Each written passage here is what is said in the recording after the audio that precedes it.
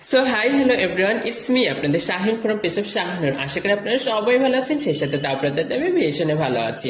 নিয়ে আসলাম আপনাদের জন্য একটি ছোট্ট টিউটোরিয়াল। আমি একটা খুব সুন্দর ফুল বানিয়েছি, সেটা আপনাদের সাথে শেয়ার করবো না হতেই পারে না।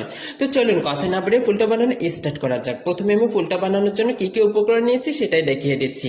নিয়েছি একটা গ্লাস, একটা আটা, একটা স্যাম্পেন, একটা মিনি সিজার, আর নিয়েছি মেন যে ফোকাস সেটা হচ্ছে টিস্যু।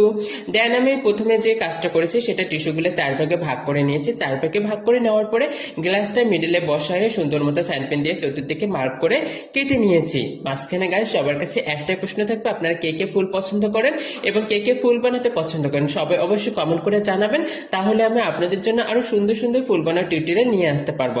দেন আমি সুন্দর মতো রাউন্ড ফিগার করে কেটে নিয়েছি। কেটে নেওয়ার পরে চতুর্দিকে একটু দেখেন ড্র করে নিচ্ছি। কেন ড্র করে নিলাম সেটা একটু বলে, এই ড্র করে নিলে ফুলটা দেখতে সুন্দর লাগে।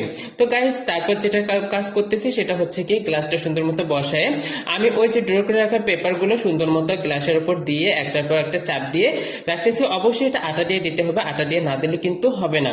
তারপর দেখেন গাইস যখন বানানো হয়ে গেছে তখন সুন্দর মতো গ্লাসটা উপর করে নিয়েছি। দেন আমার রেডি। টান টানা না, কত সুন্দর হয়েছে গাইস, অবশ্যই কমেন্ট করে জানান। Thank you.